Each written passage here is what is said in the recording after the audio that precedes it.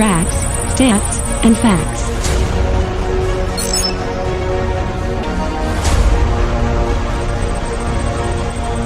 www.enterthedome.com. We go.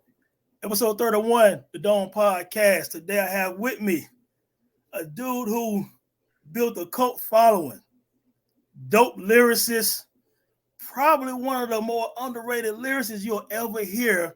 And if you go peep out some of this dude's dope discography, you'll see exactly what I'm saying. Dope style, multiple flows, multiple just voices, animation, can give you the serious lyrics, can give you some fun, can make you dance, can make you think, can make you cry.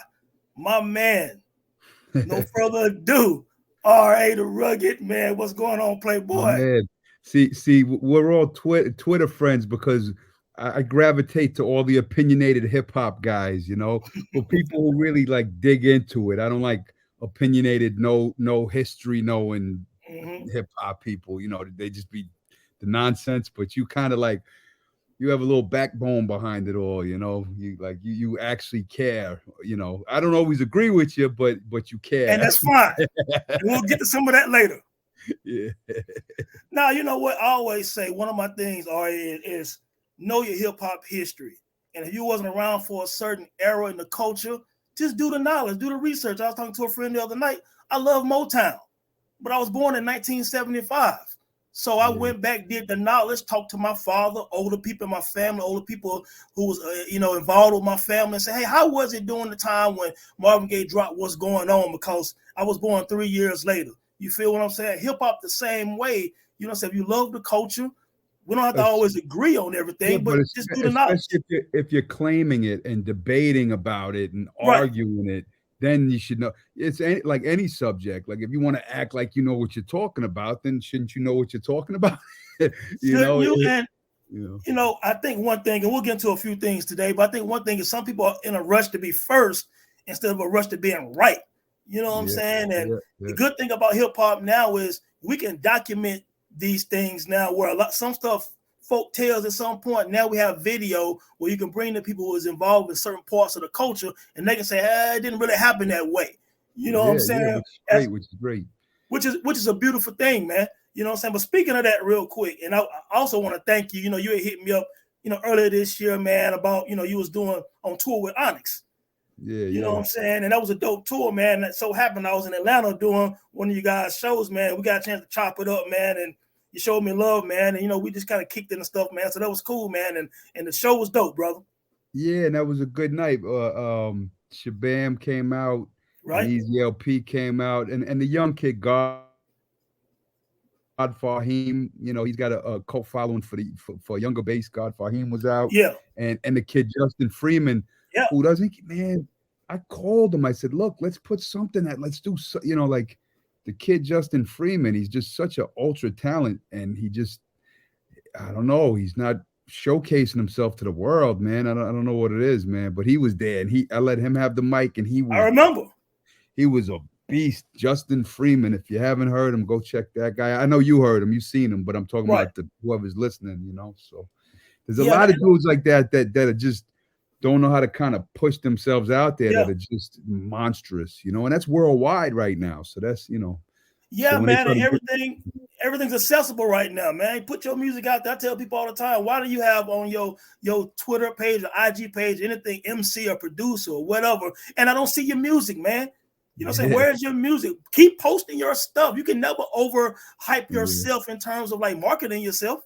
Yeah, you know what I heard say that once, the younger than us though, Tyler the Creator. Yeah.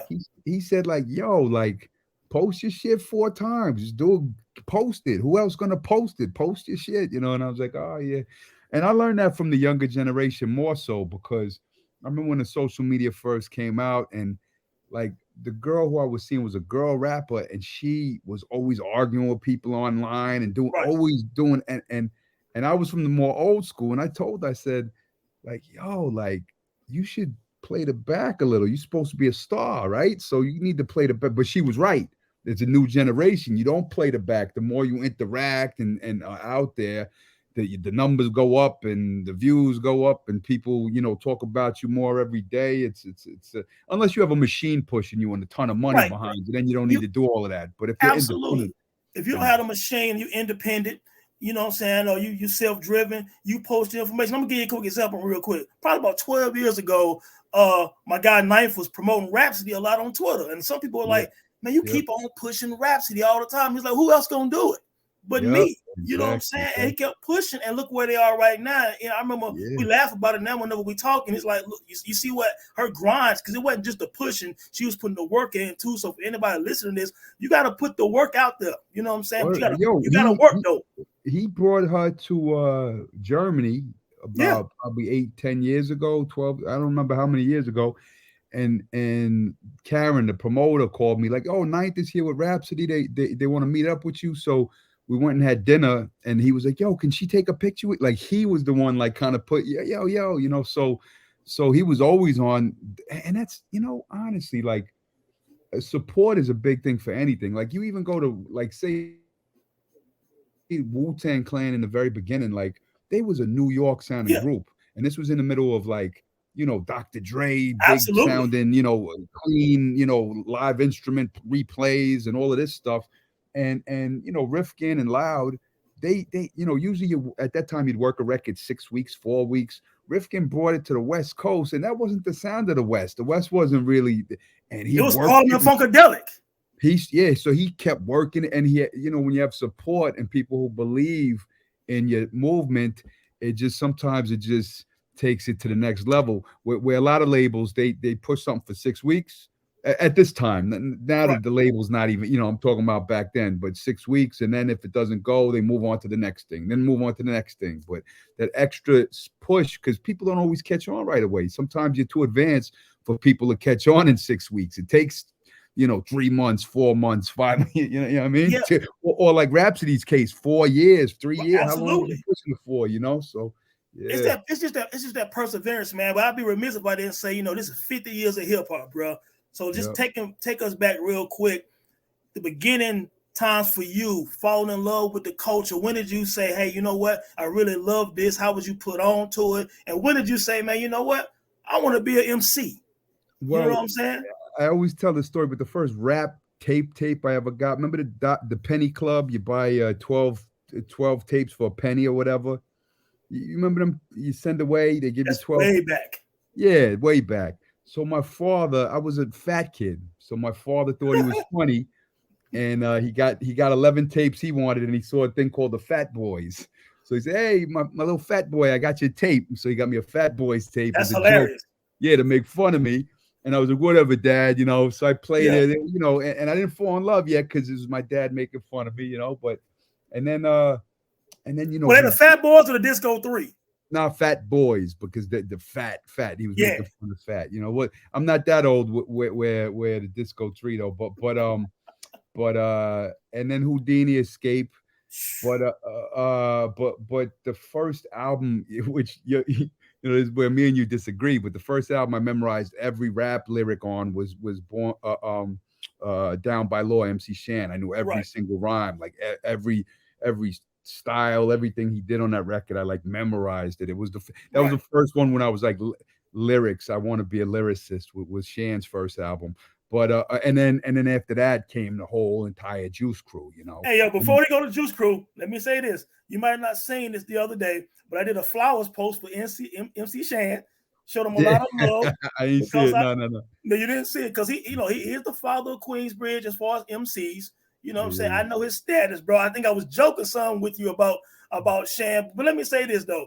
I think that Shan kind of get a bad rap because I think he seems kind of bitter at times. I'm not saying he is, but his persona comes up like he's upset a lot. And maybe it's because, he feel like hip hop hasn't given him what he deserved in terms of him coming around the same time with Rakim, Kool G Rap, KRS-One, Slick Rick, Kane. And sometimes he's not mentioned with them. And I wonder, does that bother him? But I know he has his impact in New York. He was before them even. I know that. So and he was in Philly writing rhymes for all the good Philly rappers, and he was the pen for a lot of rappers, and he was behind the boards for the Rakim joints that blew up that Marley produced, and he was mixing those songs, and he was kind of in the cut for all of that, and Right. like the stuff he was doing was pretty damn advanced. Marley Scratch Yeah. and Cocaine. He did the song Cocaine. Are you familiar with that record? Where that's before like the Nas Gun song, I haven't heard it in years though. Or I Used to Love Her by Common. Right. Shan blew everybody's mind because he was telling a story about this girl he was in love with, and he was buying her everything, and all the money was going to this girl, and that. And then at the end, the last line and this girl was cocaine, and everyone was like, oh, and it blew everybody's mind. So he was doing like this really advanced stuff at the time. And then, but also it was a different era too, and crack cocaine and so when the rise of Warner Brothers and all of this stuff, a lot of people say, oh, KRS-One destroyed his career and that's why it happened, but that's not true, because after The Bridge Is Over, he still had like 2 albums on big record deals with Warner Brothers. He was still being put in movies. He was offered the Fresh Prince of Bel-Air, all of that stuff after The Bridge Is Over. So it wasn't Chris. I mean, I'm not saying Chris didn't win, but I'm saying that, history revision, they'll go, oh, that's what killed his whole other career. personal issues and other decisions he made and stuff like that. Yeah, it's a lot more to it. It wasn't that black and white like that. But so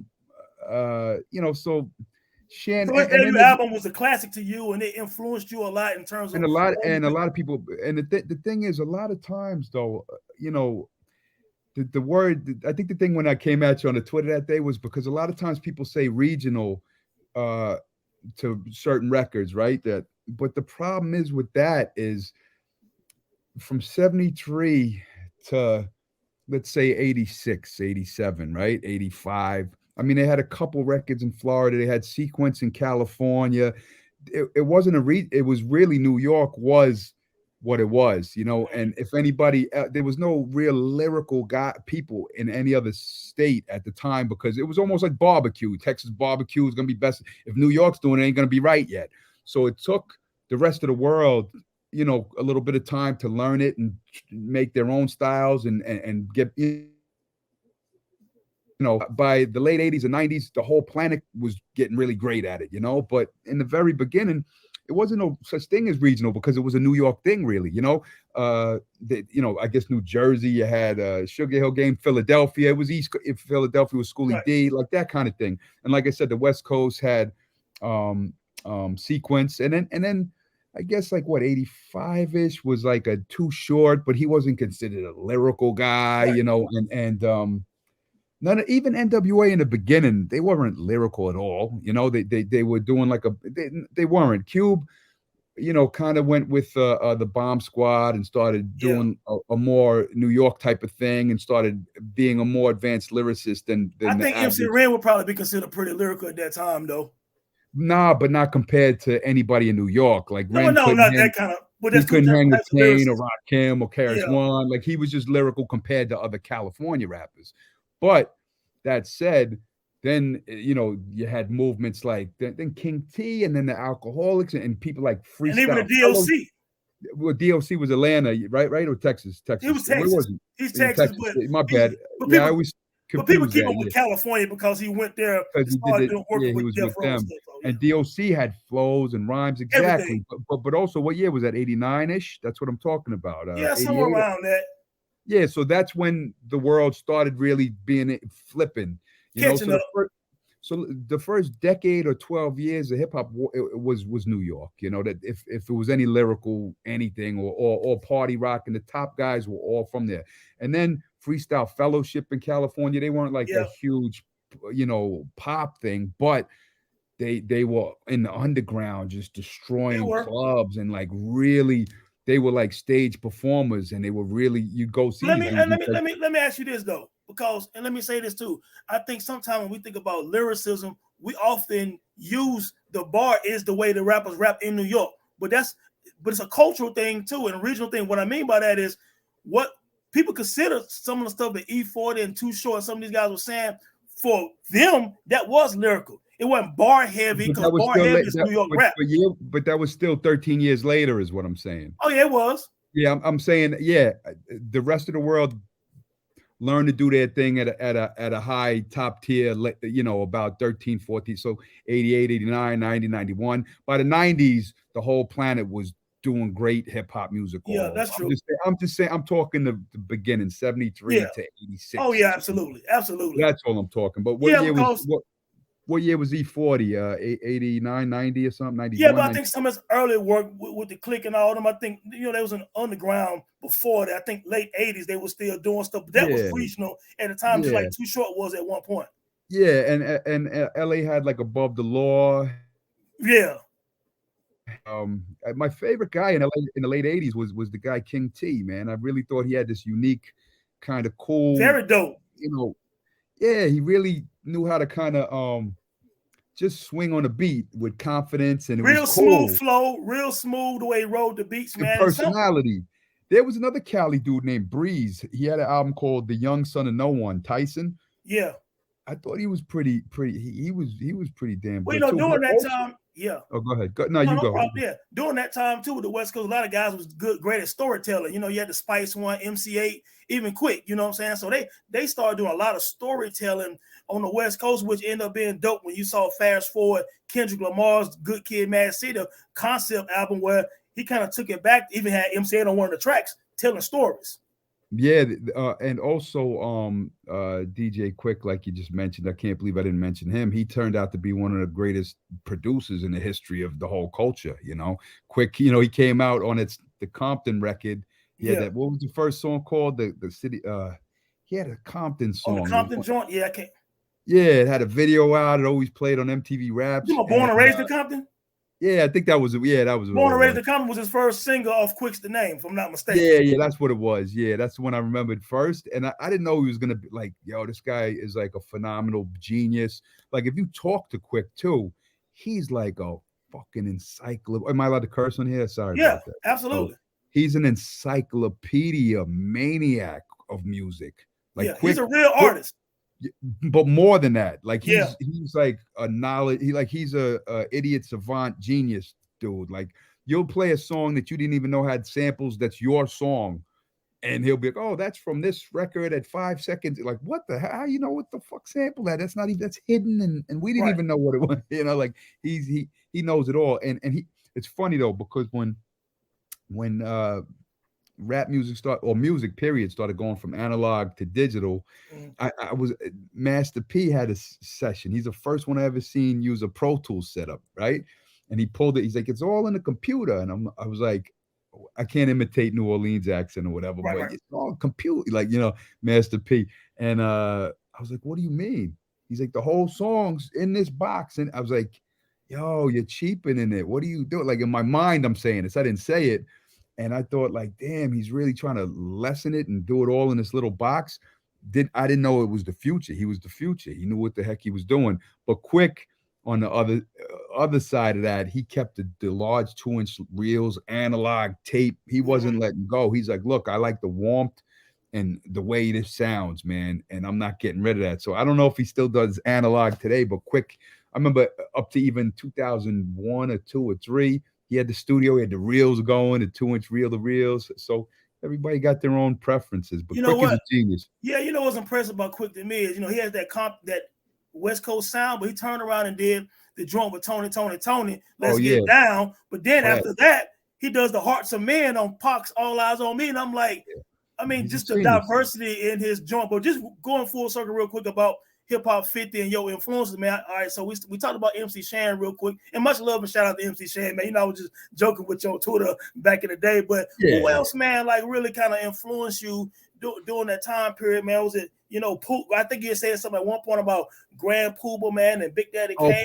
Poobah, everybody was trying. People sleep on amazing MC. Yeah, and his influence. The way he, you know, Heavy D, you know, was before Poobah. Well, Heavy D blew up before Poobah. They was all around the same time, but like even Heavy, you know, everybody was kind of rocking with that flow. Even Tretch, I know Tretch got more intricate flows, but like Poobah had this thing that kind of everybody kind of gravitated for, and like Method Man sound nothing like Poobah, but I know the way he rides, you can feel the influence to ride. Like so I think he's underrated, you know, and it's a shame. But Yeah, the entire Juice Crew, and I bring it up often when I was a kid. Biz Markie, he was in Long Island, so Biz Yeah, Markie, Noble Street. You know the lyric. You remember me from Noble Street, yeah, Chief? On the Vapors. That Noble Vapors, yeah. Street. That was Brentwood, Long Island, so that was right near Okay. me. So my man was like, "Yo, we're gonna go to Diamond Shell's crib." That's Biz's little brother. He had an album out on Cold Chillin' back in the day, and shout out to Diamond. I love you, Shell. But yeah, so I'm like 15 years old. They got me at Biz's house, chilling and playing demos and Wow. rapping, and this was Juice Crew legend, and Right. he was one of my favorite rappers on the planet, No question. and so Biz was a huge influence And on Going me. Off is a great album. Oh, it's Sheesh. one of my favorite albums of all time, man. Like honestly, those records that Marley did to me, it's just the sound. He did them on 4 tracks. He did them on 8 tracks, and just his ear with the kick, the snare chopped, and the sample and the cut, and it's like the greatest music could possibly sound to me, to my preference, to my ears. When I put "He's Biz Markie, star of the show," Oh so my God. To if this I play day. that in the car, yeah, nothing sounds In the better. club to Ever. this day. It Yep, pops off yep, yep. globally. Nothing sounds better to me than that. That's So like you also said something at one point of Super Lover C. Oh yeah, his flow, Yeah. his Super Lover C's flow. He lives in North Carolina too now. I did a show in North Carolina on that Onyx tour, and Super Lover C came out and he ripped the mic. It was Right, dope. okay. Yeah, but yeah, we had a lot of legends come out at that show, that tour. MC Sha Rock came out. I mean, it was a lot of legends. It was dope. But Super Lover C's flow. There was a time when it was like there was, G-Rap, Rakim, KRS One, all of that, Era Kane. Yeah. And Super Lover C came out with I got a good thing, but there was a remix of faster. I forgot. I can't think of the name right now, but I know the tune. It Gets No Deeper remix, I think it was called, but it was one of my and I was like, yo, he's up there with all of these best guys. The thing is, he didn't last as long. I think, Right. after Paul C got shot, and Yeah. his producer was famous. Paul C got shot Right. and killed, 24 years old. He was Large Professor's Like mentor. mentor. Yeah, Paul no doubt. Yeah, he was a young kid, 24 years old. They and say he just was super supposedly- talented, man. Yep. And that was Super Lover C. He produced Super Lover C's first album, Ultramagnetic stuff, and Biz Markie stuff, and he was doing stuff for Rakim right as he got killed. He did the original beat for In the Ghetto for Rakim, Okay. but he got and Rakim wrote to it, but then he got killed. So Large Pro went in there and remade. Yeah, okay. Yeah. So but where was I going with that? Oh yeah, so Super Lover C, I think, there was some animosity towards him. There was I don't know, there was like not between Paul and Super Lover. I think the streets were like blaming them for this or that. Okay. Don't quote me on I got nothing you. with that story because I wasn't there for that. Like the other stories that I was there, I could speak confidently on. Right. That one I wasn't there. I don't really know what it was. But yeah, their career didn't go where I think it could have went, Now, look, man, one thing I always liked about your style is because you have a lot of different ways you flow, you know what I'm saying? Like a lot of different subject matter, your voice, you do a lot of stuff, man. It's real funky, man. I love it. But so some of your influence, I think you had said one time online was like, was it like Melly Mel, Cass, Chuck D, some of these Oh, I'm guys? saying the cadence, yeah. Cadence because- Yeah, see, I'm stuck in that era because honestly, now this is where they're gonna say, "Oh, he's a dinosaur," but I the voices like the Jay-Z's and the Eminems and the Waynes and these kind of voices. you like those strong, powerful voices. I like Mel, Kaz, Rakim, Kane, Chuck D. I like bass, those kind of voices. When Wayne come out and he's like, "What that?" Yeah, and people, he's the GOAT, and I'm like, I just sonically, it's just not for me. It's kind of like Biggie's voice is powerful. Biggie, yeah, like Well, a Nas Biggie got a voice. unique voice. You know what I'm saying? Yeah. Oh, say. Yeah. Yeah. So MC Light Dope even. voice. Very dope voice. Yeah, so those are the kind of voices I kind of gravitate towards. Man, Once in a while. Oh, go ahead. Yeah, no. Go ahead, finish. I ain't mean to cut you off. And that's not a diss, it's just preference, people Yeah. Yeah, and real quick too, man. Like I had just speaking of voices, Mel and Cass, man. I always consider them. Obviously they two of the first like lyrical gods in hip hop. You add And Mo Mo D, D as well. Yeah. of course Mo D. You Yeah. gonna add those three in there because I just Shah posted. Rock too. Shah Rock was up there She too. was a monster. Yeah. You know what I'm saying? She was a monster, man. She wanted one Cowboy, rest in peace. Yeah, no question. Some of those guys had strong voices, man. But like what I was gonna say was, it's funny. Like the people that influenced you before them was them treacherous three type with Mo D, Cass, and Mel, man. And they are pretty much the fathers to that golden era. When people talk about Rakim and Kane and everybody, well, Rakim have said before that Cass was his favorite MCs when he was becoming the MC. Yep. And that was G-Rap too. But you know who G-Rap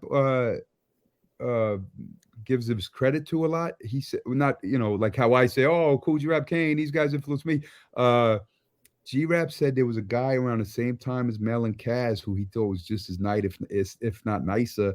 That this was G-Rap's opinion. He said a guy named Silver Fox. Word. And I'm unfamiliar with his work, but I respect him just off of my, well, because I think it was more, I don't think he was known on records. I think in the streets. Right. Supposedly when G-Rap said when he heard her, he was like, yo, this dude named Silver Fox like blew his fucking mind. Like he just think about G-Rap's tree. Nas just brought him out on that Hip Hop 50 and said that was his inspiration. He talking about Mobb Deep. You talking about the AZ, everybody in Queens. Of course, but not even just Queens. That Gray and Ghost. If you just think about his whole tree of people who influenced him, in the mid-90s with Cuban Links and all that, but he had 4, 5, 6 before that, and just that influence is huge, man. And you did a track with G-Rap, didn't you? Yeah, I did a couple. Did a couple with him? How was that, man? Doing a track with someone you looked up as like one of your legends. You know what I'm saying? Well, that it's one of the biggest things in my career is that like almost all of my legends and people I looked up to, they all like have put me on a high pedestal. It's like I got calls from Rakim. I know Rakim personally. We did a record together that never came out for a movie soundtrack, but I got a call from Rakim talking about like, yo, I appreciate so much what you do for hip hop and blah. And I'm sitting on the phone. Yo, this Rakim called me, Right. And G-Rap texting me saying I'm doing things that like they just hold me. Chuck D, like all of my idols, all put me on a high pedestal. So that's why when I see like some dude online go, you ain't shit, I'm like, I'm good. I don't need you. Because the people who matter respect you because they know you take the art serious. You know what I'm saying? Because they all are serious guys. They all took hip hop serious. They take their pen serious. They took the way they constructed songs and albums serious, and they know you the same way. You know what I'm saying? So that's respect. Kane had a list of like 8 of his favorite MCs in this day and age or whatever.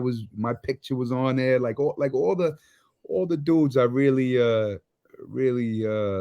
love and wanted to be like. They all give me my accolades. I want to jump in like 2 or 3 songs real quick. All right, man. Like I a lot of people give you love for your verses on that Uncommon Valor, right? Mm-hmm.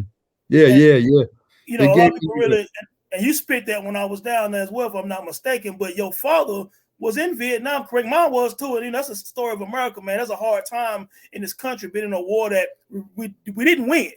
You know what I'm saying? A lot of our we never do. We never do these days, we never do. And then, a lot of our family members came back from that war, with different medical and psychological issues, man. You know what I'm saying? So, like, what was your dad experience, man, leading up to that, you writing that verse? Well, talking about the family come back, my dad came back with injuries. Okay, whatever, his one leg was shorter than the other. He spent 10 months in the body cast, all of that. The helicopter got, the tail rotor broke and the thing. But the main thing about the story is that he thought he was okay. He survived. He had a limp, right? But then, his third kid is born and she can't walk or talk, Deanne. So they go, oh, okay. The doctor, it's 1 out of a million. They didn't know Agent Orange. Nobody even talked about Agent Orange, right? And then 10 years later, they got another kid with the same condition, can't walk or talk, but now this one's blind. My brother Max, Wow.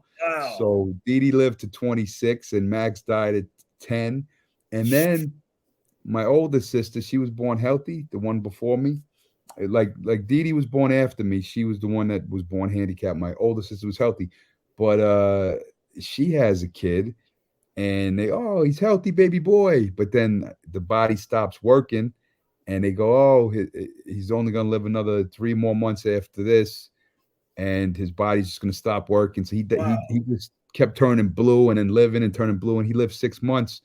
And it's all from the chemical that Agent Orange that they were spraying on their own soldiers. Right. They were spraying it on the foliage and the Vietnamese people as well, and the American people as well. And then I don't even know if it's going to affect like any of my siblings' kids. Like when my kids were, when she was pregnant with my babies, I was like, oh shit, what if they're like that? What if they're like that? And it's very scary. Yeah, they don't know how long it's in our DNA because it affected our DNA. So it's in our DNA, and it hasn't been around long enough to know if it gets to, because it affected my sister's kid, so it affected my dad's grandchild. Right. So, and he died. So we don't know, is it a great grandchild? Is it out of our blood now, or is it forever? We don't know how long it's even in our system for, how many generations, or is it forever? Absolutely. Millions of people. Yeah, crazy. Yeah, millions of people. Yeah. Sick. So you was writing about that, just thinking about what your dad and what you went through with your family. Yeah. Well, you know what happened to Kid Vinny Paz? He song, a Vietnam song. And I said, sure. So I started writing some Rambo type shit. Right. Like it wasn't a true story. It was just some John Rambo in Vietnam type of shit. I just wrote a story about killing people in Vietnam on some war, tough guy shit. Right. And then the producer was like, oh, I don't like this beat. And I was like, I already wrote the rhyme to the beat you gave me. Why? Give me the beat you want me to rap on. Right. I wrote the rhyme. And then he gave me a new beat. And I was like, all right, this beat's dope. So then I was like, yeah, but I don't like that rhyme to this beat. And then I said, you know what? Yo, I should just rhyme my father's story. Yeah. And then then it just came out. So it was a blessing that he didn't like his own beat because the song would have never happened. Yeah, oh wow, that's crazy. That's crazy how that happened. Yeah. So Night of the Bloody Apes, man. You got a song on that. That's your debut album. And did it get, it was unreleased for a while, right? Did it get shelved during that time? Was it Jive Records or? Well, there was a lot of that. I was a teenager and I was a crazy guy and I was, weapons and psychopath and I was just out of my fucking mind. Right. And back then I thought I was right, and now you look back, you go, yeah, you was a little bit wild, you could have been a little bit more calm, but that's life. You don't. So shortly after that, but sometimes you don't. Shortly after that, I think you paused a little bit just for anyone listening. I'm in America and RA is in Germany, so we're on a different time, everything like that. But anyway, so Cunt Renaissance with Biggie Smalls. Yeah. First of all, let me say this. You're on a short list of people who actually did a song with Biggie while he was alive. You know what I'm saying? Well, that's how wild I was. Is I tell this story too, is because the label said, "Oh, you're friends with Biggie. Can you do this song like Juicy or do?" Because Juicy, it was just on the radio. It was before his album drop. Juicy was hitting hard in New York at the time. Do something like Juicy or something. And I was trying to get off the label. I didn't like the label. We were just having all these fights, and I was on my wild days, and I was banned from the building. And I'm like, I'm not gonna give you no commercial song, So that's why when you hear the song, it was like that song is actually my practical joke. I didn't know that Biggie was gonna be the most iconic rapper ever. I'm fucking over my label. I'm gonna give them a song that they could never play. This is a wild song. Well, that's why I did it, to be funny. And now years later, you're like, oh, you don't realize people are going to still listen to this song in 30 years and it's going to be the most iconic rap ever. We also did another record together that's kind of missing. It was me, Akinyele, Red Hot Levatone, Biggie Smalls, and Buck Wild did the beat. And, where's that song at? Where's it at? Yo, I had a tape of it. just a cassette tape. I made it that day. I wonder if Buck has it, but we and is a time when people used to steal tapes out of your car if you let too many people Right. in your car. So I drive my car, we played, and oh shit, we got some unreleased stuff. So people stole the tape out of my car. I don't have a copy of it, but it was I think me and Ox said some wild shit on there, and the And I like label if you was ever find it, man, you gotta shoot that. I won't share it, but you gotta shoot that to me, man. yeah. Well, if I found it, I probably would post it because Okay, people no would doubt. want to hear it. Cool. And Yeah, I that, forgot what I even said on it, but I know it offended everybody. And Ox said some wild shit that offended I'm everybody sure too. he did. Yeah, so me I and mean, he Ox did was have being, put it in your mouth, so I mean, yeah, we were being on the wild boy shit, but I don't remember what the song was. So Really. tell me about Nature Sounds. You have like 3 or 4 projects with them. Like, what made you stick with them several years? Well, because Devin and Matt, they're just easy. They don't have no rules for me, and they don't try to snake me or steal from me. They know I have a name where if I put it out, they're gonna do good, and we don't have a lot of money to like promote it. So like they like Nature Sounds like artists that kind of already have a following because we Right, don't have big marketing budgets. So like they like doing like, oh, here's a Wu-Tang Master Killer project. They right, did No Set Date, or back then they were doing MF Doom stuff when he was right, alive, and right. like artists that like you don't need a first week sales, and a PR Right. campaign. So obviously we would all do much better with that, but we don't have the funding for Yeah, that. none of the So major label politics. yeah, exactly. That's all it is. And plus, I own my catalog. When I'm Right. dead, my kids get that. So and they license it for a certain amount of years, and then when those years are up, they hit me up and say, "Hey, can we put it out for more?" Yeah, sure, sure. But in the long run, my kids will own it. So yeah. Which one of your albums got more sentimental value to you, man? Well, the newest one, I think, just because it's, I don't know, because well, The Legends Never Die, I released right after my father died. That was the Yeah, next one I released it. So that was kind of dedicated to my father. And then yeah. All My Heroes Are Dead were kind of dedicated to my children and my new life. And, those are the two sentimental ones. A lot of the other stuff I did was kind of, I didn't have the right situation or mind state to deal with anything. You know So, what? I want to ask you, man, is to give some knowledge to. There's so many young MCs out there. You know what I'm saying? They trying to put work in. They trying to, I guess, garner a following. How did you like garner that following and keep that consistent like cult following for basically 2 or 3 decades? You know what I'm saying? Like you have a yeah, set. honestly, Your people love you. I've been touring the world since the 90s. That's what I And, know. and without a lot of artists to do that, they need a couple of those radio bangers or some kind of commercial thing. They really need that. A lot of them. There's some of us that there's people who do it much better than me, even Tech Nine. But Tech isn't as big overseas as me. I do better overseas than Tech, but Tech in the U.S. Right. he's a master. And Atmosphere. Have you heard of Atmosphere? The Rhyme Yeah. Sayers. Have you heard of Atmosphere? They're like Yeah. Brother Ali, Atmosphere. Yeah. There were years where they dominated the touring. Like they were just dominating independently on their own. And I remember I went to a show. I tell the story often because like just to big them up, but I had a show in Canada the same night as them. And oh yeah, nice house, whatever. People are there, but they did the college. And at this point in their career, they had outsold Ice Cube, Lauryn Hill. Like they were the biggest act that the college ever had at that particular college in Canada. That's how big they were with college kids.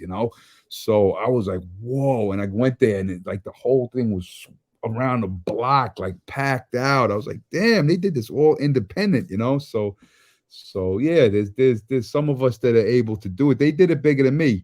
But I did it longer. That's the one thing I give myself. But a lot of those guys were able to do. And plus, I'm also a one-man team. I got Devin and Matt at Nature Sounds who kind of help me with basic stuff, but I don't have no management and stuff. Tech has Travi, and Travi's a really great business guy and really got, Tech doing all the right moves and setting them up with everything business wise, and Slug got Sadiq and a whole team at Rhyme Sayers. Like that's my biggest weakness in my career has always been, my business is not really always tight. But you still kept a cult following though. What do you think still keep them gravitated to coming out to see you? Oh no, I got a cult. I'm not saying I don't. I know you do. My career is nice. I pack houses all over the world for 3 decades. That's my point. Yeah. So I'm not belittling myself. I'm just bigging up my boys that are doing. Oh, no question. No, my point was, maybe I wasn't clear, was a lot of people don't understand that that's a challenge to be able to have a cult following for decades, man. You're doing something right, but what do you think made you connect with these particular fans, how they follow you around the world? Basically, they show up for you. I think it's because I don't I just make anything I feel like, and I think people feel that, it's like I don't follow a trend. I kind of just make hip hop the way I feel like hip hop's supposed to be. And it's kind of my music, my way, and what I would like it's almost like the golden era if it still stayed the golden era in 2023. So it's throwback, but it's kind of still advancing, where it's not like, oh, what sounds popular right now? I'm going to try. People could see past the fake, trying to do things that it's not you. And another thing also is I work with a lot of different generations. So I work with my heroes and my OGs.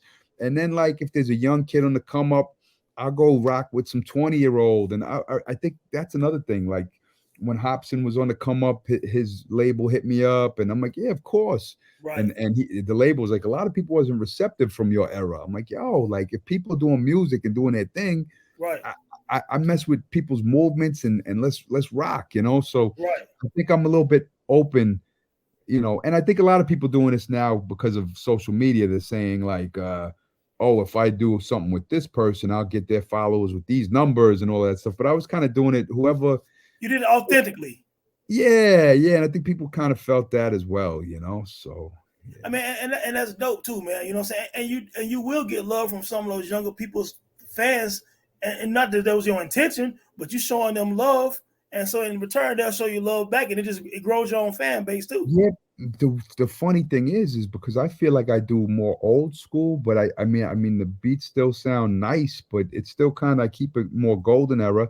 And a lot of times you come out to my shows in a lot of places, and it's 15-year-olds and 18-year-olds and young kids coming out like, yo, Ari, you're my eye. I'm like, yeah, my word. So like they like the younger generation, not the masses of the young generation, but the people who are looking for hip hop that are younger age, they gravitate towards me a lot too. So it's cool. What's cool about my career having such a longevity is that a lot of times when I'm at a show, you'll see the old balding, 50-something-year-old, and then you'll see the 14-year-old. And when you have conversations at the merch table or meet and greets, you kind of know how old they are by what records they like by you. You go, oh, they'll be, oh, I remember you from Sound Bomber 2. That was my favorite. I'm like, oh, you must be 34, Oh, I remember you from this thing. And you go, oh, you must be in your 20s. I remember that. Oh, you must be real old. Every record label sucks dick. You must be 53 or something. So it's funny. It's funny that you kind of know who knows you from what era. Sometimes people know everything from the entire catalog, and you're like, yo, you're a clone. Sometimes they know records that I don't even remember doing. It's like they'll spit verses at me. I'm like, yo, that sounds familiar. They're like, that's your song on this thing, blah blah blah blah blah. I'm like, whoa, I don't even know. So let me ask you a question then. Do you feel like whenever you tour in Europe as opposed to the States, that the fans are more in tune to the lyrics instead of the event? They really spit the verses with you, and who has them? Well, no, it all depends who the promoter is and what the city is. And like if you go to like, the kid Leeds in Boston, there's a guy Leeds who promotes shows in Boston area, and he always knows how to get the actual fans into the show, and that'll feel like oh yeah, in tune to the yeah, it all depends who the promoter is. Sometimes a promoter will think all they have to do is run ads on a Facebook, and then they're not finding all the hip hop people. But the show might be packed or whatever. It's cool. but other times there's people who've been kind of in the hip hop community in a particular city, and they have the email lists of all the hip hop people, all the graffiti people. They have their hip hop list, not a Right. Facebook ad that's not, Right. you know, and when you get there, you're like, oh, this is like a And you can hip feel that when you walk in there. Just the yeah, vibe. you The know, vibe. okay, that promoter had, you know, he got the fans here. So it all depends who the promoter is. And because the thing now with the internet, we have fans in every country, you know. So it is I went to a boxing match in Japan right before COVID. I wasn't there for music at this. There was Nonito Donaire was fighting Monster. And I went Okay, you was at that fight? at the first one. You remember the Sweet. war? Yeah, it was, and it was packed, Oh 20,000 yeah, people. I saw it. It was a war. It was amazing live. But Yeah. and the thing that's great about Japan is they like, you know how we're loud, we scream, and they just quiet no matter what's happening. So you're like, you're like, yeah, and you're like, oh, I guess should I be cheering? I did, yeah. No, They'll but yes, play the golf course. but I think my homegirl posted like, yo, I'm here with Donaire in Japan, and then I posted IG, whatever it was. But a bunch of the Japanese kids found out I was there and was waiting outside with CDs and posters at the hotel for me. When I didn't even say I got a show in town, I think it was like homegirls post and my post with Nonito or something, and they somehow found my hotel and was waiting outside the thing. So all over the world, there's people who listen to it's not like I always say back in '80s. This is why the '80s rappers had it so tough, because you know, you think Profile is shipping boxes to Russia and to every city in the country. You know, they can't afford that. So, you know, we have it easy. We press a button and some kid in Japan's like, oh, the new RA shit, you know, Yeah. and some kid in Russia, oh, RA shit, or some kid like, that's how easy we have it now. So, That's you know, why I say release your music, man. Like, for example, and I'm glad you said that. I remember, so earlier this year and last year, I did a post and said, hey, every artist, man, drop your links to your stuff, drop your videos. And I saw people starting to listen to each other's joints and talking to each other and trading information and stuff like that. That's how new projects get done, you know, business get done. Like, put your music out there so people can hear it, man. Yeah, you know what I'm saying? So you can grow a following of people that appreciate you and will follow you for 30 years. Yeah. You're a living witness of that. It can happen for you. Yep. They say, which I'm not a witness to because I'm not part of the younger generation, but they say that it's tough as well for the new upcoming generation, because I think there's like 10,000 songs every day on SoundCloud and 10,000 this. So like everybody's posting. So sometimes they say for newer artists, it's not always as easy as we think it is as well, which I don't know, because I'm not a newer artist and I kind of already built it up through the years. So now yeah, that's true, because I can imagine it being it's oversaturated to a degree. So, but it's so much music, some people can't latch on because it's on to the next song. It's on to the next song. So it's just overload. It's like a computer overload. You know what I'm saying? Like when y'all came out, if you dropped the joint in 92, 93, yeah, that was whack joints and dope joints, but you had to be pretty good to stick around for a while. You know what I'm saying? And people had to really catch on to your music. And because we had to really go to the record store to buy your album.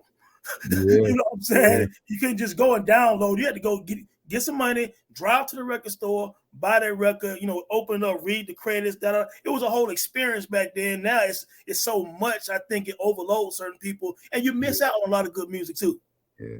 But the flaw to the old days now is that a lot of artists couldn't be themselves because you had to deliver certain records or the label wouldn't promote you even. They say, oh, I don't want to do another album. You're not doing the kind of songs we're looking for this project. So if you wanted to do something a little bit more abstract or different, that's not kind of what's happening at the time, the label would go, okay, you got 2 albums now. You're never going to put out an album out again. Or they shove your new junk because you ain't have a radio hit. Yeah. So the thing is, in the 80s, rappers didn't have opportunities. And plus, it was looked at as a young man's sport.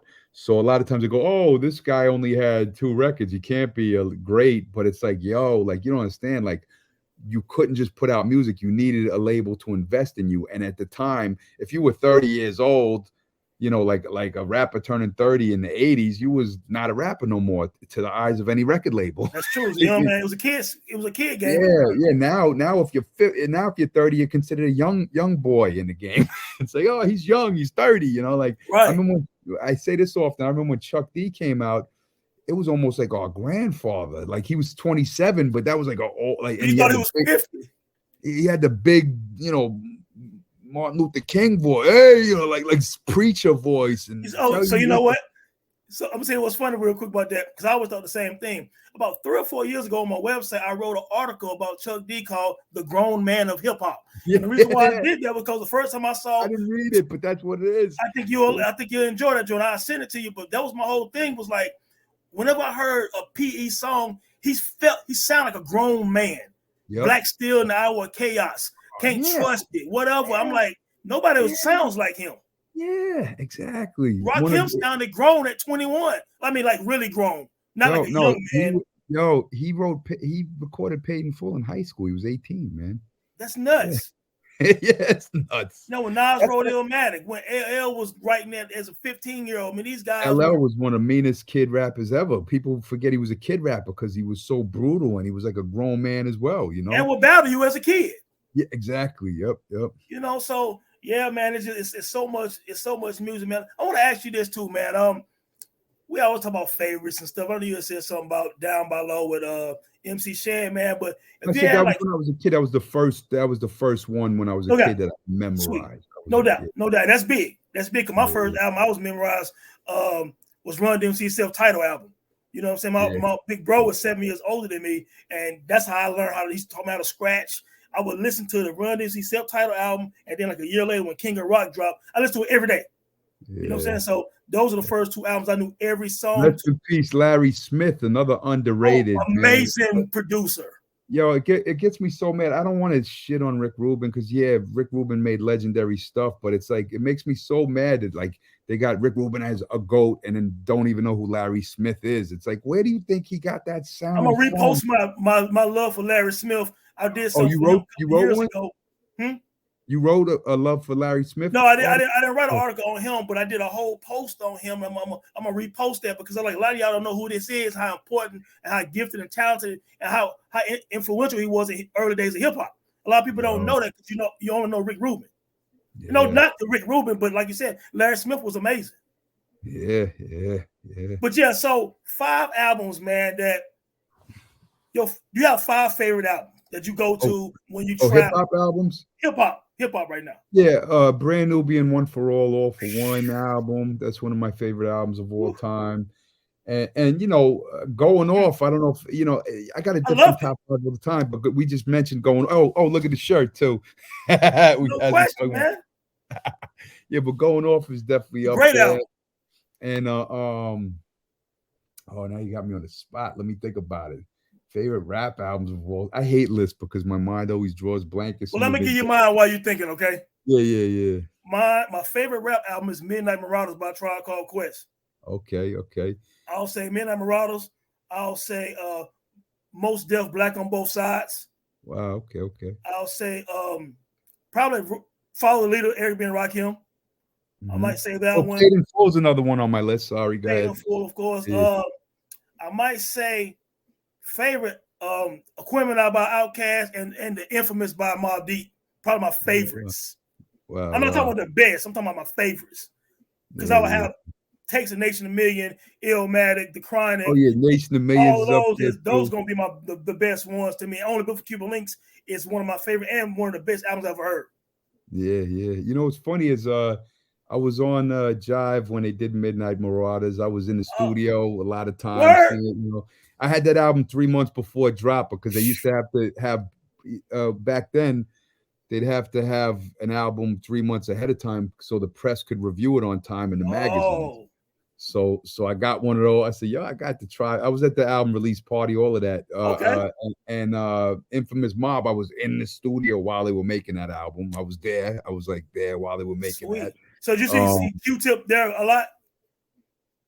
At the Mobb Deep thing? Yeah, doing the record of the Infamous. Q-Tip. I knew I didn't see Tip there a lot, but I seen Tip all the time. I knew me and Tip are boys. Like I knew Right, Tip. right. In fact, when Jive was trying to sign me, Chris Lighty, who managed, they were signed to Jive, and it was managed by Chris Lighty. Right. Chris Lighty wanted to bring me to Def Jam because he had Violator, and me, Tip, we was all at dinner, and they were trying to figure out if I go to Def Jam or Jive, and I went to Jive, and Chris was all pissed at me. But no, Tip is my boy for years, yeah, like years, like that's my man. But no, I see, I seen Tip. Was he? I don't know if I seen him at the Infamous Day. I wasn't there every single session, Right. Of course. but I know he did.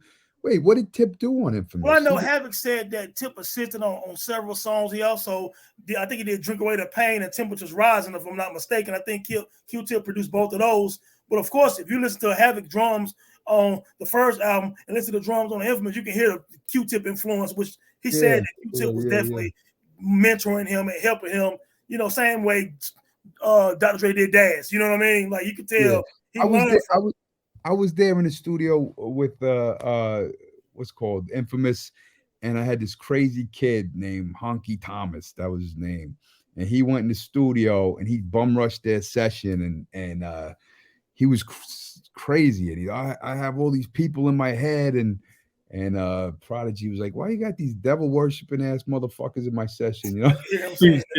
Kidding around, but then you know what? I was there for a lot of Infamous. I was there often for Infamous, but I was there more for Hell on Earth, the making of. I was there like a lot because Infamous, I believe I was still on Jive, but Hell on Earth, I think I was already had the fight with them and was on freeze and was leaving the label and all of this stuff. So I didn't have any money or budget. So Havoc, they locked down Sony Studios 12 hours a day every day. So I had no budget, no money, and Havoc. I tell this story too, but Havoc, they used to show up around 3:00, but the sessions would start around 12. Sometimes they show up at 5, sometimes they show up at 1. But I used to say to Havoc, I say, "Hey, listen, can I come to the studio, at noon? And if you guys aren't there, I could use your time to record. Is that cool?" Yeah, sure. There's, it's a buyout, the label, So I used to go to the studio before Mobb Deep got there during the Mobb Deep session and record my verses for free because I had no money at the time. Right. And then they'd show up and I'd be like, "Oh yeah, okay. Oh yeah, what's up already?" So I was there a lot more for the Hell on Earth album because by necessity I needed to be there. Hey, but yeah. Speaking of Mobb Deep, during the 90s. There are a lot of people down here in North Carolina. Most people know from North Carolina, and so they was down here hanging with some people I knew. And so Big Noah's a wild dude, man. So my boy. He linked with me and 2 other guys, man. He hung out with us that weekend. I was in school at the time, you know what I'm saying? And matter of fact, it was right before Nas It Was Written came out, but Noah had a tape, and I think it only had like Shootouts on it and one more song from It Was Written, because I think that's him in the back saying something that at some point in like Shootouts, you know what I'm saying? So I remember him being really proud of Nas, and he like, yeah, It Was Written is coming and all this stuff like that. But we kicked the man for a day or so down here in North Carolina, man. And dude, this like summer '96. Dude's a wild dude, man. Funny dude, wild dude, man. You know what I'm saying? They all, what's great about the Infamous Mob and all of them. It's like I see them on socials now, and I see them around, and Twin. Just off of Mobb Deep's success, they brought their whole crew around with them. They was always there in the studio. Noyd was there. Twin's brother was alive at the time too. Yeah, he died in a car accident. It's just Twin now, but Twin and I see them all living their best life around the world. Like I'll see Twin everywhere. I'll see Ron Gotti in Atlanta here and there, and then on the planes, and they're all traveling, and they all got they were just kids in the Queensbridge projects. And just off the success of Mobb Deep, I seen all of them. Ty Nitty, shout out to Ty Nitty, all my guys from there. Ty Nitty, Screwball, Screwball. I remember them, yeah, that was dope. Right? Yeah. But Screwball, it was named after a guy that got killed in Queensbridge, and that was Ty Nitty's older brother. So okay. Yeah. But so now I see these guys, they Godfather 3, he's got a beard now. Like I social media, you see everybody's doing Right. okay, and this was, what was that? What year it came out? 25, 30 years ago? I can't remember, 33 years ago. You talking about the What was it? Infamous? Yeah, what was it? It's 96, 1995. 94? Yeah, Infamous so what is it? Almost, 1995 and Hell on Earth so 1996. how many years ago was that? 33 years ago? 32 years ago? See, Pushing 30. so that's what I'm talking about. I know these guys. We were kids. You Yeah. know, I, I, you know, I knew Havoc and P when we was teenagers, and then his crew. And now years later, you see That's everybody doing Juvenile Hell, huh? Juvenile Hell days. No, they was teenagers when they was in the studio with Infamous, Infamous right? too, right? Yeah, Well, I yeah, know they were yeah. very young when Juvenile Hell came out, because I know they Because were I really think I young. caught up with them right before the Infamous album, but after, like, I knew they had a record out, but didn't do good. Yeah, Like, that was Juvenile Hell, because they had that song no, Peer no, I know Pressure. Juvenile Hell with the sickles and stuff, Yeah, but all like that, yeah. it was right around that time, right after that dropped. That's when we all caught up with each other. Yeah, because they was still not really known in down here in North Carolina doing Juvenile Hell like that. But of course, Yeah, when Shook Ones dropped, it shook everything, right? You know what I'm saying? yeah. So, Well, you know what's crazy about that is Havoc was like, "Yo, I need beats. And he's like, "You got beats." They drove out to Long Island all the way to my man Cap, my man Cap. So my man Cap, he did the beat for my Raucous stuff, and he used to do beats with Charlie Murata and EPMD and all of this stuff back in the days.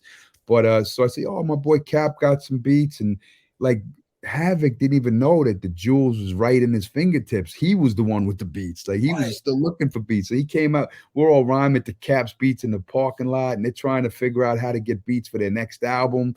Right. And then the motherfucker make Shook Ones. I was like, it was you the whole time. You the cheat code. You was the one, not none of nobody else, man. You. Oh, that's crazy. Yeah. That's crazy. I'm gonna tell you, when he stepped up, once they got going with the Infamous, man, they didn't look back, because you got to look at Infamous, Hell on Earth, Murder Music, all back to back, and then Prodigy had the HNIC. I mean, they was on. Mobb Deep was really on fire, man. They got a crazy discography when you think about it. Yeah, and Havoc is special, man. There was well, the thing is too, a lot of times people rated Prodigy higher than Havoc and stuff like that, which I lyrically I understand. His pictures are more interesting. There's like you get the legendary one-liners, opening lines. More Prodigy has all the personality in his bars, like that nobody has that personality. But the thing is, I would be in a studio and Havoc would show up and he'd sit there and make the beat all day. Then he would go in there, he'd figure out the hook, and then he'd write his rhyme, and then P would show up and P would write his. So P really, and P would do some hooks too, but Havoc was like kind of making the entire record and writing the rhyme, and then P really just had to write the rhyme. In a lot of cases, don't mark me 100% with that, but I know what you mean, though. When I was there, my firsthand experience of seeing right. it was like Havoc was a big part of the entire thing. And so when people like Prodigy, so I was like, it's Mobb Deep, man. It's Prodigy's got the colorful personality and the voice, and it's dope. But like Havoc was there from the beginning of the time, making the whole record and putting it together. So it's a whole that's what makes them a dope group, Yeah. So, yeah, I mean, absolutely. Yeah. Now look, you skip your albums now. I can't let you slide on that. You still got to give me them albums. Hip hop albums. You said two of them, Nation of Millions, Paid in Full. I like Wanted Dead Alive, G-Rap. I don't know if that's definitely on there, but I love that one. One that I don't know if it's my. See, that's the hard thing about top five. It ain't gotta be favorite. Just but there's also a G-Rap album that's very underrated, but might be his most lyrical album. It's called Roots of Evil. Roots of Evil is crazy. Yeah, it was an independent album that he dropped, so it didn't get the press it needed. But like, he hadn't missed a step on Roots of Evil. His flow was magnificent still. But the lyrics, he has a song called A Thug Love Story, and it's like a 10-minute story with 3 different beats that Dr. Butcher made, and it's some of the greatest rapping that I've ever heard, recorded rapping I've ever heard, and I love that one as that. I love. Oh my God! I named 4. I got to give you another album, huh? I've made these lists so many times too. How could I not remember what the hell it is? I just threw a little curveball at you. That's all. I'm terrible when they're like top 5 rappers, like blah blah blah. Like I'm not good at it. I ain't even mad at it. I got so many albums I love. That's why when you named them, I was like, oh yeah, Paid in Full, Nation of Millions, you know. But you said Going Off too. You know what I'm saying? Going Going Off Off. is a great album. I remember on that There's definitely another Marley album in there, In Control Volume 1. In Control, I love, yeah. you know, with a heavy D and the boys and Biz Markie. We write the songs that make the whole world sing, and it had the symphony on it. That's one of my favorite albums too. You know, Critical Beatdown by Ultramagnetic is one of my favorites. Yeah, that was legendary for the production that's one too. of my favorite albums ever. I think I named 5, right? Yeah, you did. You good? Yeah. No, those are all great, man. And well, you know, it's funny you just mentioned Heavy D, man. I was just talking about him on when we got killed. Shout out to Kill in the last episode. Like, people forget how amazing Heavy D was as an MC, a producer. I mean, this guy had everything. He could do the party joints. He could really, really rap. He could do the songs for the chicks, like on Black Coffee, you know what I'm saying, and stuff like that. Like, dude was a really dope MC, man.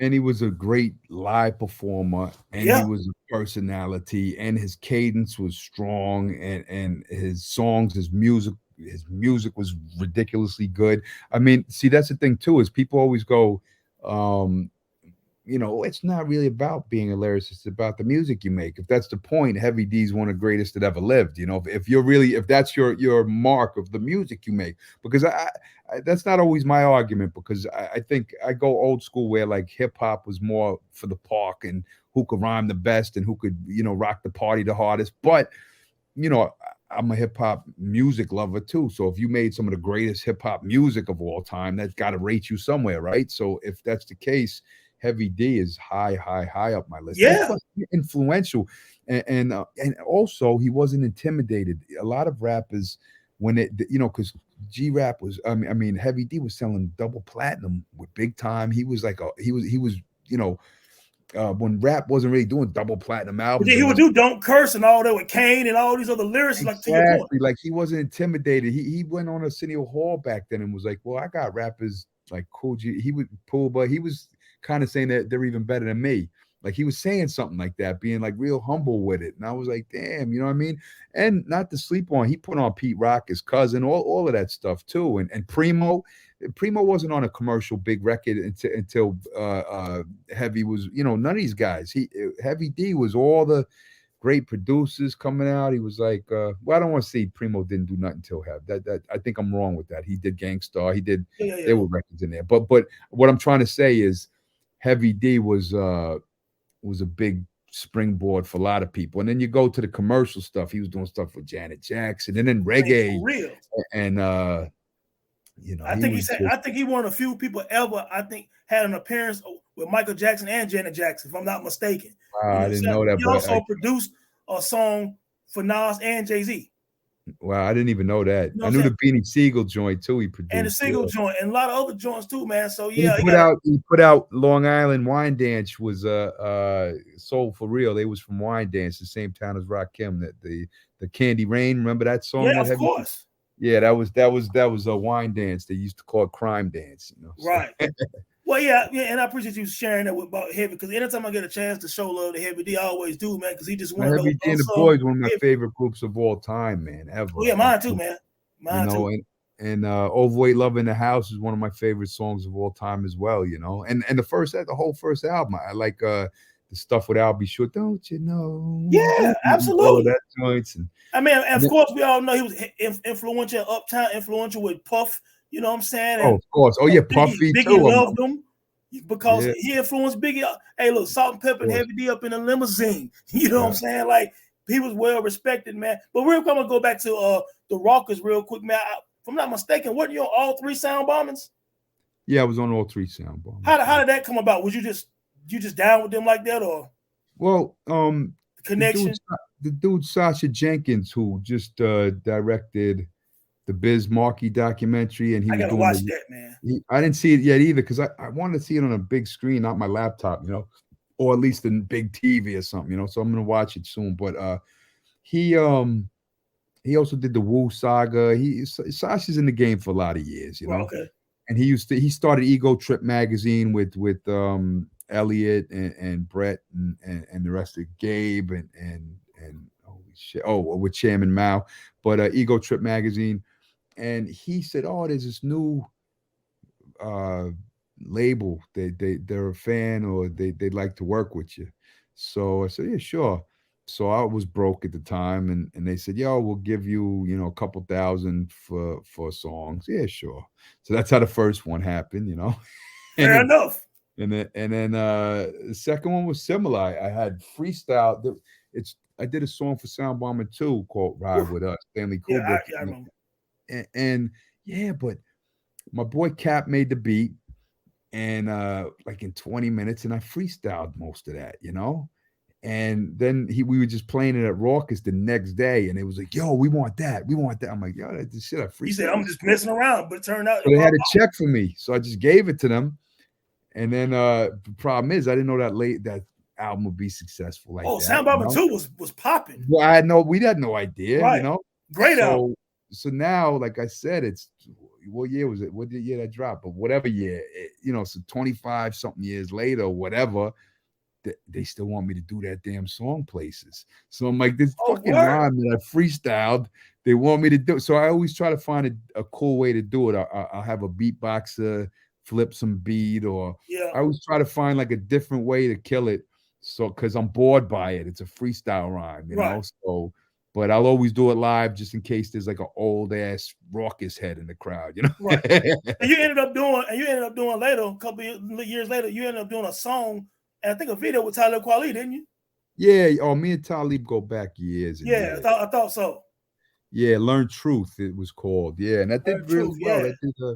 That's a dope joint too. Yeah, it was a dope record. The kid did well. You know what?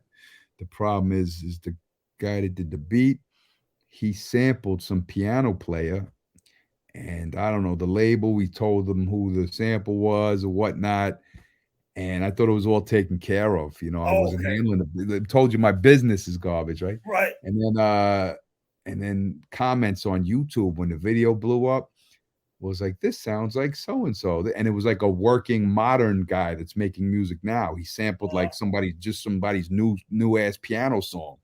So they hit up the label and nobody cleared nothing. I had no idea. So we lost money on that song. Right. It's a good song, but we lost money. It happens sometimes, man. Yeah.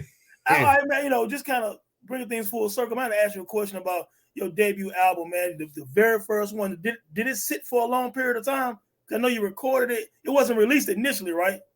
Nah, it was never released, and I didn't want it to be released. We were fighting that I wasn't allowed in the label, and it was just so much drama. And yeah, and then I went to Priority Records years later, and I did something for them, and the guy who is that American Lowlife? Yeah, but he was kind of a hustler, the guy that signed me to the label, and he like. They said, "Oh, you already spent $380,000 on this album." And I said, "Yo, I have I'll tell you every studio session I did." So there was somebody was stealing money somewhere, and hey man, industry rule number 4080. Yeah. I said, "Yo, I'll show you every studio session. I know every song I recorded, every mix I did." And I think it came out to like 42,000, and they were saying that we spent 380. I'm like, well, where the fuck did that go? Well, so that's what I was dealing with. And then somebody from Capitol had bought it out. But then that was a dispute with the other. It was, there's so much. But you eventually got the rights to all your music. Yeah. Well, no. Not the label, not the major label stuff. No. But everything after that, yeah. Everything after that, when you were independent, you got 100% of your master. Yeah. Well, I mean, that's in the long run, that's gonna prove more beneficial anyway. Yeah. And plus, I still got a lot of stuff coming. I got a movie coming. We're working. That's what I was about to ask you, man. What's coming on? What's next with you, man? Let I have like 18 songs done, but I'm trying to figure out, like me and Kane are gonna do something, but I gotta get I need some exclusive, RA. Yeah, I gotta get the right beat for that. And he's like, "Yo, send it to me." And people are sending me Kane type beats and Kane and I just haven't had. I don't want to put Kane on nothing. I want it to be forever when we do the song. He down here in North Carolina, man. I ran into him a couple of times, man, and Always good energy, man. The brother was Yeah, a he's cool such a dude, dope man. person, man. Yeah, very dope, man. I remember every time I came across him, man, he's what I expected the first time I met him. You know what I'm saying? Yeah, He's a yeah. cool dude, man.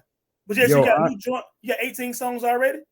yeah, but the thing is, I don't know what's what, like I don't know. Right now, I'm just kind of like I'm debating what I do because Are the you looking new for a thing, theme with the album?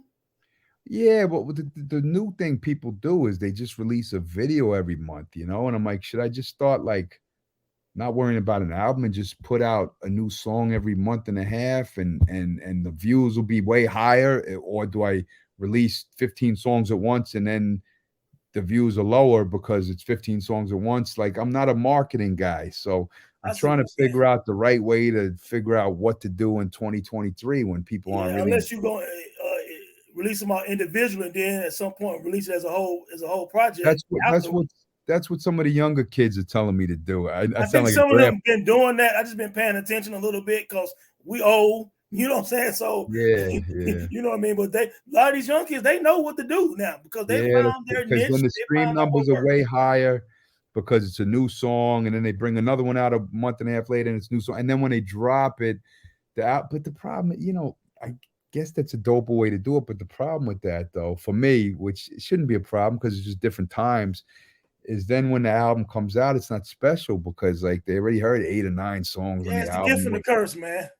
Yeah, it's a different. Yeah, so I'd Because in rather give my. our generation, it's like, okay, I want to get this. I heard the single or I saw the video. Now I want to get this album that's a total mystery to me, and I want to listen to every song and listen to how it's sequenced, listen to the intro, the interlude, the outro, and experience it as a total body of work. You know what I'm saying? Yeah, And we miss that sometimes, and I that's what I enjoy. I enjoy the total body of work still. When guys bring out new albums and stuff, I want to hear a story almost. Bring me into the experience of yeah. that album. And like you said, if you releasing all these songs, it's kind of hard to have that feeling. But then again, I'm a dinosaur. Yeah, So that's me too. That's the problem. See, I remember I always bring it up. Like, think about it. Like, you would tape a song off the Rap Attack. Like, Ain't No Half Stepping by Kane, right? When that came out, we had it on a tape.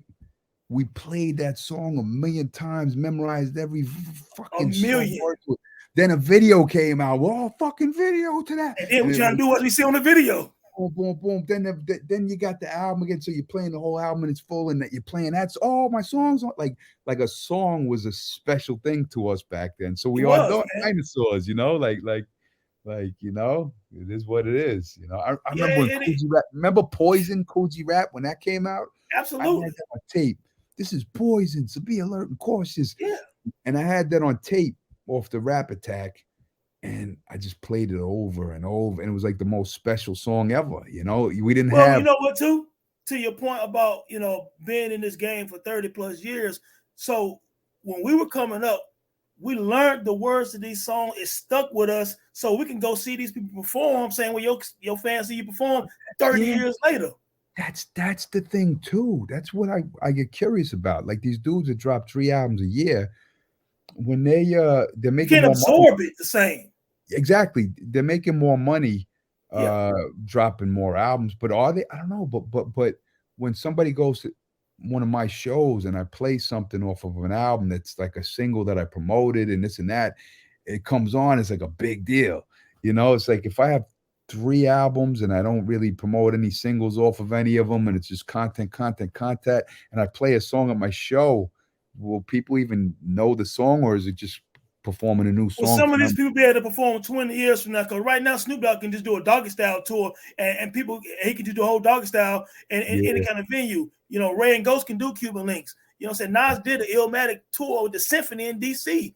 You know what I'm yeah, saying? Like, so if you make something like that people connected to, you know what I'm saying? It's kind of like when Prince was alive. I remember seeing Prince perform here in North Carolina, and everybody knew every word to every song yeah, because you gravitate, you're a part of that experience. And I think that might be something that's missing right now because it's about numbers now. Who can get the most views? Can I get some paid off or YouTube or whatever the case may be? But is it going to sustain generations from now?